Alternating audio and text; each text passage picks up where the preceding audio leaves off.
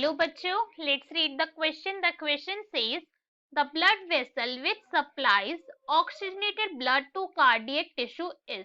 कौन सी blood vessel cardiac tissue को blood supply करती है? क्वेश्चन में हमसे ये पूछा गया है.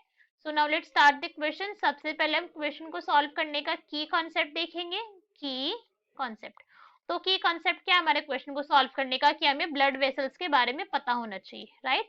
ब्लड वेसल्स के बारे में पता होना चाहिए जो बॉडी को ब्लड सप्लाई कर रही है, और स्पेसिफिकली यहाँ पे कार्डियक टिश्यू की बात करें तो हमें इस पॉइंट के ऊपर भी फोकस करना है. तो अगर हम ब्लड वेसल की बात करें तो कितनी होती है? 3 टाइप की होती है. आज तक तो हमने वही क्या कह रहे थे कि हमने तो 2 टाइप की पढ़ी है, तो फिर थर्ड टाइप कौन सा आ गया जिसका रोल किसके अंदर है? ब्लड ट्रांसमिशन के अंदर है, ब्लड को ट्रांसपोर्ट करने में. तो अभी इस पॉइंट को हम समझेंगे. तो एक तो यहाँ पे होती है आर्टरीज, ये तो सबको पता है, आर्टरी होती है. एक होती है यहाँ पे वेन्स. थर्ड टाइप को अभी हम समझेंगे, उससे पहले हम आर्टरीज और वेन के बारे में समझेंगे. आर्टरीज कैसे अपने आप में आर्टरीज कैरी करती है ऑक्सीजनेटेड ब्लड. क्या कैरी करती है? ऑक्सीजनेटेड ब्लड कैरी करती है. इस ब्लड के अंदर O2 की अमाउंट ज्यादा होती है, राइट?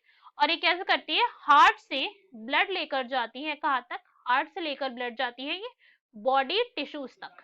बॉडी टिश्यूज तक ब्लड लेकर जाती है ब्लड को, ठीक है? तो हार्ट से अवे लेकर जा रही है ये ब्लड को, अवे. इसके अंदर सिर्फ एक एक्सेप्शन होता है आर्टरीज का, दैट इज पल्मोनरी आर्टरी. कौन सा?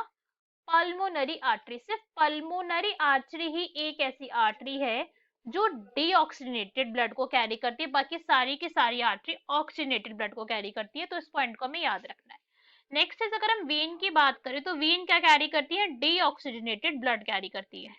Deoxygenated blood, deoxygenated blood carry करती है ये.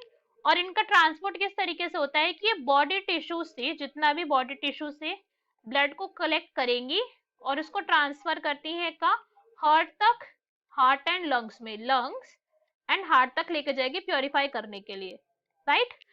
और यहाँ पे भी एक एक्सेप्शन होता है, दैट इज पल्मोनरी वेन. कौन सा?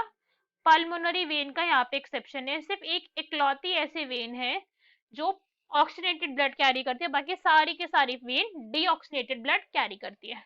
तो भाई तीसरा टाइप कौन सा हो गया? अब ये तीसरे टाइप की जरूरत पड़ी ही इसलिए क्योंकि हार्ट से ब्लड जा रहा है बॉडी टिश्यू में, और बॉडी टिश्यू से हार्ट ब्लड का जा रहा है हार्ट में. हार्ट को तो कोई ब्लड दे ही नहीं रहा, हार्ट बेचारा क्या करे, उसे भी तो ब्लड चाहिए, उसे भी तो सप्लाई चाहिए ना अपने लिए.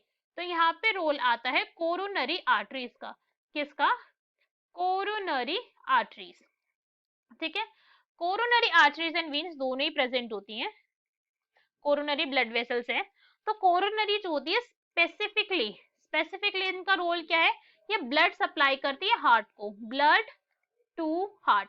ये ब्लड को ही हार्ट सप्लाई करेंगे. किस टाइप से करती है? अगर हम इस पॉइंट को समझे कि ये क्या है, ये हमारा हार्ट है, ठीक है? डायग्रामेटिकली हम इसे ड्रॉ करेंगे. This is heart. यहाँ पे हार्ट का सेप्टम प्रेजेंट है, ऐसे ही होता है हार्ट का सेप्टम प्रेजेंट. ये हार्ट है हमारा. अब यहाँ से एक ब्लड की सप्लाई आएगी और वो खुद को ही ब्लड सप्लाई कर रहा है. कह रहा है कि भाई मैंने देख लिया कोई मेरी मदद नहीं कर रहा, मुझे भी तो ब्लड चाहिए, मुझे ब्लड कौन सप्लाई करेगा? तो ब्लड ने कहा ठीक है, मेरे पास एक खुद की एक ब्लड वेसल आ गई, अब तुम लोग करते रहो काम अपना. मेरे पास आ गई मेरी खुद की कोरोनरी आर्टरी जो मुझे ब्लड प्रोवाइड करवा रही है, राइट? तो कोरोनरी आर्टरी यहाँ पर आ गई जो हार्ट को खुद को ब्लड सप्लाई करवा रही है. और इसमें so our correct answer is A, that is coronary artery.